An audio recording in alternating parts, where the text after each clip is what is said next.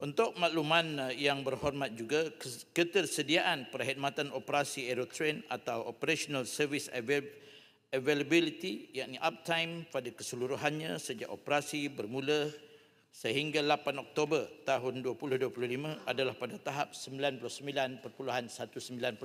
Kestabilan semakin baik dapat diperhatikan di mana Aerotrain telah merekodkan ketersediaan perkhidmatan operasi sebanyak 100% dalam minggu-minggu terkini, iaitu minggu 13, iaitu 28 September hingga 3 Oktober dan minggu 14, 5 hingga 10 Oktober tahun 2025. Sehingga 8 Oktober 2025, Aerotrain baharu ini telah menggerakkan seramai 5.33 juta penumpang dan merekodkan perjalanan melebihi 39,942 kilometer. Pihak MHB senantiasa komited dalam melakukan penambahbaikan untuk memastikan perkhidmatan Aerotrain dapat berjalan dengan lancar.